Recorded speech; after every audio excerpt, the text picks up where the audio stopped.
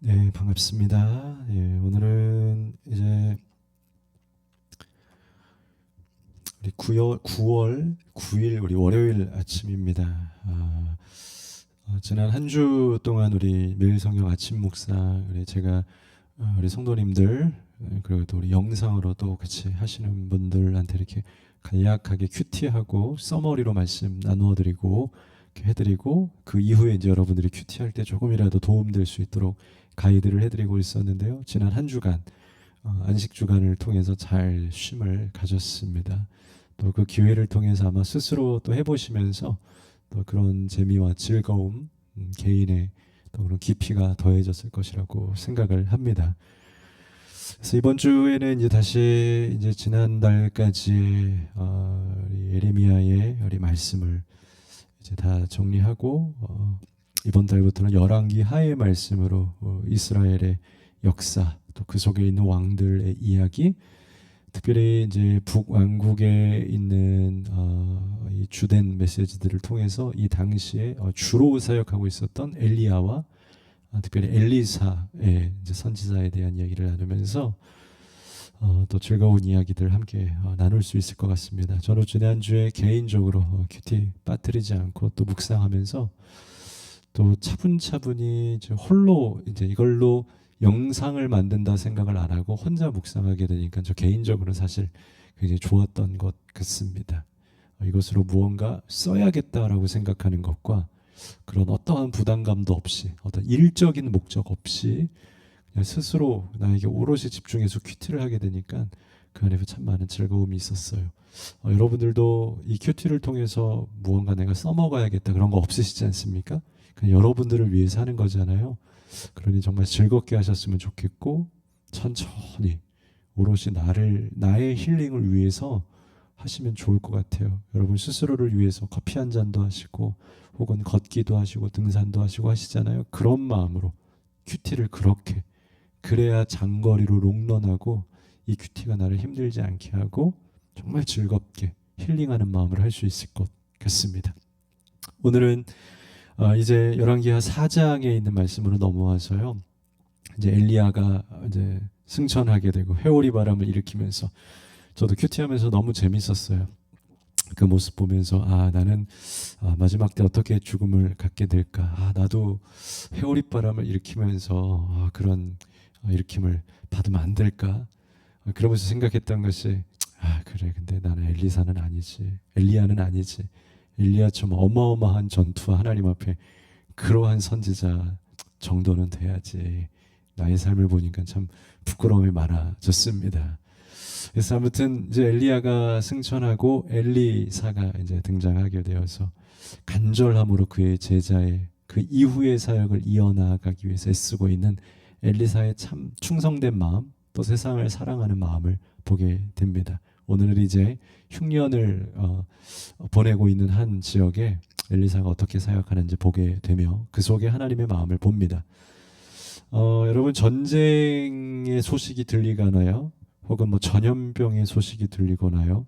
뭐 기근 같은 일들 있죠. 자연재해 소식이 이제 한 지역에 국가에 들려지게 될 때 사회에 일어나는 가장 대표적인 웃픈 참 웃기면서도 슬픈 현상이 있다면 아마 사재기 현상일 겁니다. 저희 아마 코로나 때에도 그랬고요. 또 주변 국가들의 많은 문제들 위기가 있을 때 외국에서들도 마찬가지고요. 뭐 이렇게 폭동들이 있거나 이 사태들이 일어나면요. 항상 그 지역에는 사재기가 일어납니다. 내가 살려고 나만 살려고 사재기라는 건 나만 산다는 거죠. 내가 다 사버리고 다른 사람들은 먹든지 말든지 그런 싸움이 일어나죠. 이것이 인간 본연의 그런 본능의 현상들이지 않나 생각을 합니다. 안타깝죠. 사람은 역시나 나만 살고 나만 살리는 것 이게 인간의 본능이에요. 본능. 엘리사가 있던 곳에 이제 흉년이 들었습니다. 그래서 엘리사가 그 마을을 지나치며 또 그 마을에 있는 선지 제자들을 이제 교육하고 또 그들과 교제를 나누는데 안타까운 것은 그 마을에 흉년이 들었다라는 거예요. 그리고 엘리사는요 그 마을을 사재기하는 것이 아니라 야 흉년이란다 빨리 가지고 와라 내가 먼저 먹으리라 내가 왕 아니냐, 내가 선지자인데 제자들 너네 좀 굶어, 나부터 살 거야 라고 하지 않습니다. 여러분, 오늘 본문에는 그가 가진 정말 하나님의 마음, 예수님의 마음을 보여줍니다. 그것은 바로 빛과 소금으로 살라는 겁니다. 우리는 우리가 사는 존재가 아니라 빛과 소금은 남을 비추는 존재입니다.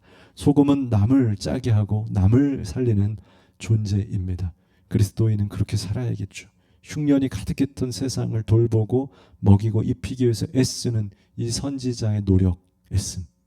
오늘 우리가 세상에서 빛이 되고 소금이 되고 세상을 살리는 존재가 된다면 정말 따로 전도가 필요할까? 따로 어떠한 방법론이 필요할까? 저는 이제 개인적인 쉼을 갖고 오면서 작정한 것 중에 하나가 가을에 일주일에 한 번씩 전도의 어떤 사역을 시작해야겠다. 그래서 고민을 하다가 뭐 방법이 없습니다. 뭐 저희 교회가 예배가 좋은 교회로 소문이 나서 자발적인 수평적 이동이 되는 것이 1차적인 전도의 방법이고요. 불신자를 전도할 수 있는 방법은 이 동네에서 그냥 하는 수밖에 없습니다. 그래서 조그만 봉투에 뻥튀기를 좀 넣을까. 그나마 안전하고 쉬지 않고 거부감이 없고. 우리 지난 주일날 림병원에 갔을 때 한 성도님이 힌트를 주시더라. 그래서 그 마음이 머릿속에 되뇌이다가 그래 맞아. 뻥튀기는 한국 사람들이 나이가 들어도 어린 아이들도 좀 과하지 않고 거부감이 그렇게 심하지 않으니 그런 거를 이쁘게 봉투에 넣어서 교회 앞에서 나눠야겠다. 전도팀을 모집을 해야겠다라는 생각을 하고 개인적으로는 좀 다짐을 하고 이제 본격적으로 시작을 해야겠다라는 생각을 했습니다. 물론 그런 전도가 필요하죠. 그런데 우리가 정말 진짜 빛과 소금이 된다면 사실 전도라는 것도 자연스럽게 이루어지겠죠. 오늘 엘리사는 그런 모습을 보여주게 됩니다. 자신을 다 내가 살겠다가 아니라 내가 사재기가 아니라 마을을 살리는 38절에요. 엘리사가 다시 길갈에 이르니 그 땅에 흉년이 들었다 돼 있죠. 선지자의 제자들이 엘리사의 앞에 앉은지라 제자들이 있었다라는 거예요. 그 마을에. 이 흉년의 시기에도 이 말씀을 배우기 위해서 어떤 상황이든지 주의 말씀 앞에 훈련받기 위해서 무릎 꿇은 제자들이 있다라는 것은 참 가능성이 있고 그 땅이 눈에 보이는 흉년, 눈에 보이는 먹거리가 없는 아픔은 있지만 영적으로 살 수 있다라는 가능성을 보여주게 됩니다. 그래서 엘리사가요 그 제자들을 보고 자기 사안에 이르되 큰 솥을 걸어서 이 제자들을 위해서 국을 끓여라. 엘리사는요 자신의 제자들에게 지극정성스럽게 먹을 게 없는데도 불구하고 야 끓여라. 어떻게든 먹여보자라고 하는 열정, 사랑이죠. 사랑에서 시작한 야, 있던지 없던지 내가 책임질게. 무조건 끓여. 때론 그럴 때 있어요. 지도자들도요. 너무 공동체를 사랑하면 야 재정이 있고 없고 상관없어. 어떻게든 되겠지. 우선은 우리 즐겁게 먹자. 이들을 먹이자. 이분들에게 베풀자. 그런 마음이 있어요. 엘리사도 마찬가지였던 거예요. 자기 제자들을 먹여보겠다고 국에다가 물 끓여 올려라. 어떻게든 먹여보자. 뭐 잡아오던 뭘 하던 내가 해보자 우리. 그 사랑. 거기에서 기적이 나오는 것이 아닐까요? 이 세상을 살리는 거 하나님 뭘 해야겠습니까? 모르죠. 뭐라도 해보자. 우리가 뭐라도 사랑을 전해보자. 뭐 조금이라도 전해보자. 어떤 방법으로도 내가 해보리라. 그들을 살려야 되지 않겠냐? 전해야 되지 않겠냐? 이 복음의 사랑, 복음의 증거, 복음에 타는 열정, 그게 아마 기적의 시작이며 이 세상을 살리는 첫 걸음 아니겠습니까? 39절에서 40절 보니까요. 참 안타까운 일이 일어나게 됩니다. 한 사람이 채소를 캐러 들에 나아가서요. 엘리사의 말을 따라서 이제 이 국에다 넣을 무언가를 찾으려고 해서 막 찾습니다. 없지요. 흉년인데요. 먹을 게 없어요. 제대로 된 채소, 야채 뭐 넣을 게 없는 겁니다. 그래서 들에 나아가서 들 호박을 따서 옷자락에 채워가지고 돌아와서 썰어서 국 끓이는 속에 넣은 거예요. 그러면 호박 잘 썰어 넣으면 또 맛있지 않습니까? 호박국을 끓였다라는 거예요. 근데 중요한 건 이 솥에 넣은 게 뭔지 잘 알지 못했다라는 거예요. 호박은 넣었는데 여기서 성경에서 말하고자 하는 건 그 안에 무엇이 있는데 나쁜 현상, 악한 현상이 있는 걸 몰랐다라는 거예요. 40절에 이에 퍼다가 무리에게 주어 먹게 하였더니 무리가 국을 먹다가 그들이 외쳐 이르되 하나님의 사람이여 솥에 죽음의 독이 있나이다 하고 먹지 못하고, 예를 들어서 한 입 떴다가 그 안에 있는 독의 쓴맛으로 인해서 뱉어내고 혹은 오바이트하고 다 하고 다 난리가 났더라는 거예요. 여러분, 들호박을 따서 국에 썰어 넣었는데 거기에 독이 들었어. 여러분, 이 세대가요, 지금 당시 이스라엘은요, 바알이 천지에 깔려있고 우상을 숭배하는 그런 세상이었어요. 그리고 그 세상에 지금 흉년이 가득했어요. 오늘 이 독을 먹는 이 장면, 길가에 있었던, 먹을 건 없지만 뭐래도 따서 왔는데 그 길가에는 독이 가득한 거예요. 이 동네 천지에 독이 가득한 세상, 이것이 오늘날 그 당시의 세상, 그리고 오늘날 우리의 세상을 보여주고 있는, 그냥 길거리에 나아가서요, 이제는요 아무거나 먹고 아무나 만나고 아무나랑 무언가 동역을 하고, 쉽지 않아요. 당시도 마찬가지지만요, 대부분이 그들의 마음속에 이중성, 우상, 세상을 향한 마음, 욕정과 그런 행하는 마음, 이런 것이 가득해요. 오늘날도요 마찬가지입니다. 여러분, 여행 가시고 특히 해외는 더 그렇겠지만요, 이것저것 다녀보십시오. 온 거리가 음란하고요, 마음만 먹으면 악한 것, 더러운 것 접할 수 있는 기회가 너무 많습니다. 여러분, 우리 요즘 아이들도 두려운 게 뭡니까? 유튜브 또 영화 같은 거 요즘에 서비스들 열어놓고 아이들에게 연결해 놓죠. 마음만 먹으면 그들이요 다 19세 이상에 볼 수 없는 것들을 다 볼 수 있고 살 수 있고, 인터넷 뉴스들 기사들 보면요, 이 아이들이 어떻게 해서 아빠 엄마 이런 거 계좌 주민번호 이용해서 사지 말아야 될 것들, 보지 말아야 될 것들, 이거 하는 세상이에요. 독이 깔린 세상이에요. 이 당시의 성경의 시대 마찬가지로 길거리에서 그냥 있는 걸 땄는데 독이 들어있는 시대, 그들의 마음에 그 세대 전체에 독이 깔려있는 세상이었던, 그것을 바로 이 선지자의 말씀을 통해서, 이 선지자의 행함을 통해서 보게 된 거예요. 여러분, 아무거나 먹어서 안 돼요.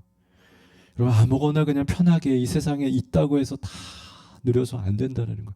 구별이 필요해요. 구분이 필요해요. 좋은 건 먹어야 되고요, 건강한 거 마시고 해야 돼요. 여러분, 다 먹지 마십시오.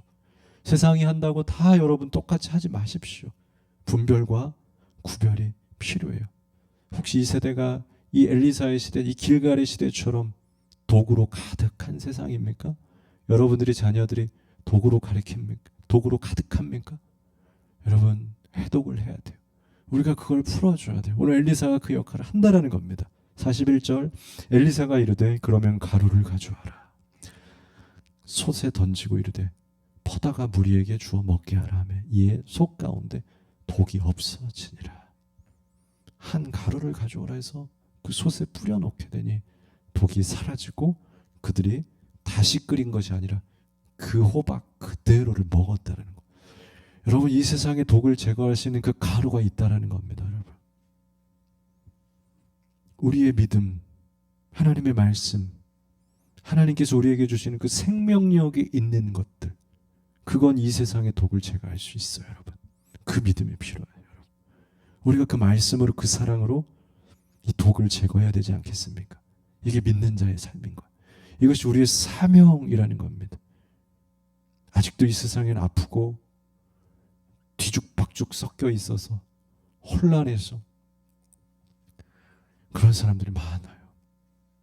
그래서 어떻게 이 마음을 풀어야 될지 몰라서 외롭고 고독하여서 강연들을 찾아다니고 좋은 강의들을 찾아다니고 유튜브 리서치를 하고 위로가 되는 걸 찾기 위해. 그 말은요, 그분들이 나쁜 게 아니에요.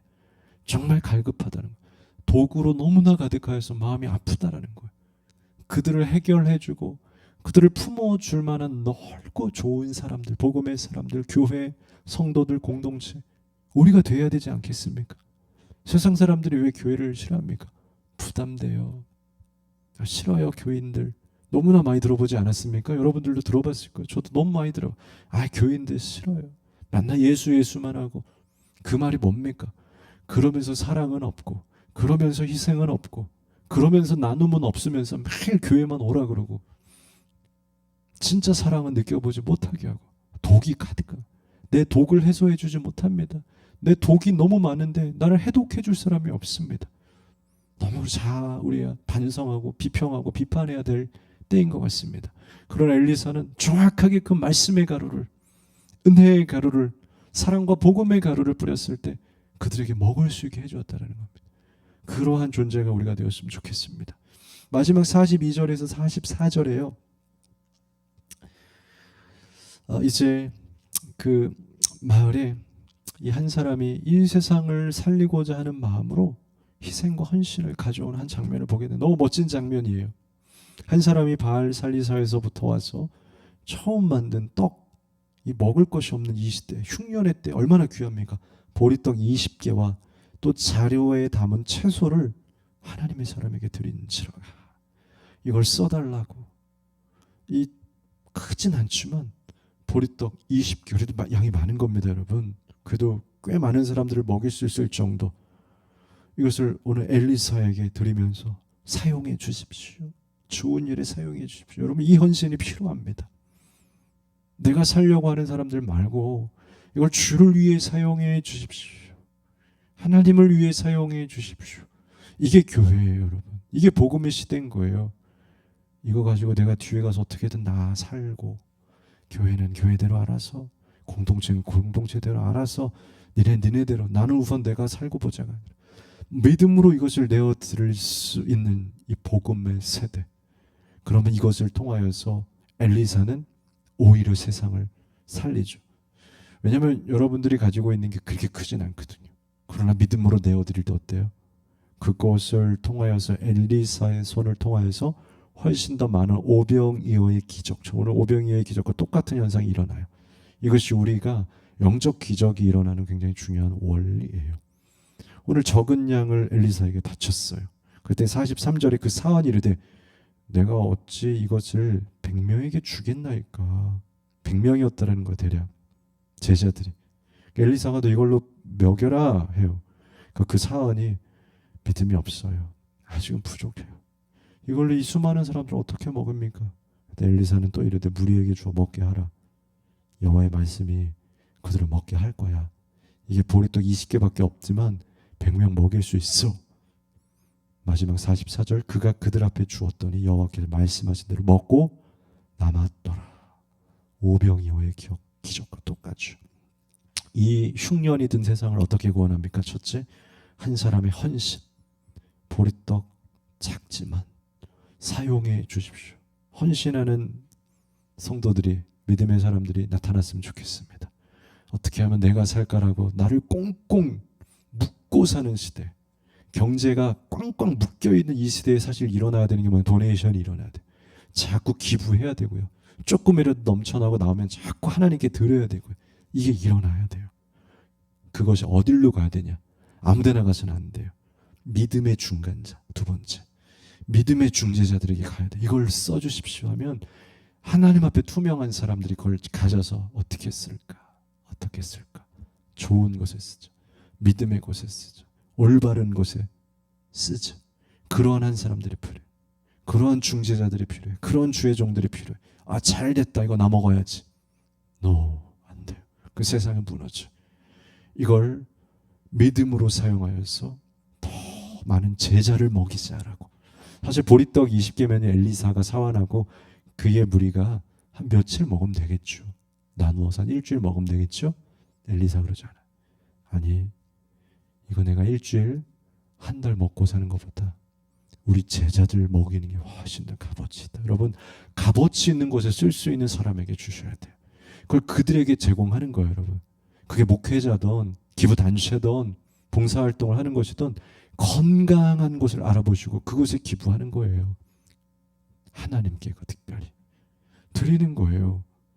그 마음 속에 하나님께서 역사하시면 바로 하나님의 손길이 들어갈 때, 하나님의 손길. 하나님의 손길이 없이는 그냥 딱 그만큼 일을 하겠죠. 딱 20명 먹이겠죠. 하나님의 손길이 역사했을 때 20명이 100명을 먹게 하는 역사가 일어난다는 겁니다. 여러분, 흉년이 가득한 이때에 하나님의 역사가 이 땅에 있기를 축복하고요. 여러분들이 그러한 선지자로 그러한 선지 제자로 쓰임 받게 되기를 바랍니다. 기도하겠습니다. 거룩하신 하나님 아버지, 흉년이 가득한 때에 엘리사의 손길과 사랑으로 그 누군가의 헌신과 희생으로 세상이 먹고 다시 살아나기 시작했습니다. 흉년이 가득하고 독이 가득한 이 땅을 하나님 해독하는 역사들이 있게 하여 주시옵소서. 주의 말씀과 주의 사랑으로 해독의 사명을 감당하는 우리들 되게 하여 주시옵소서. 예수님의 이름으로 감사하며 기도합니다. 아멘.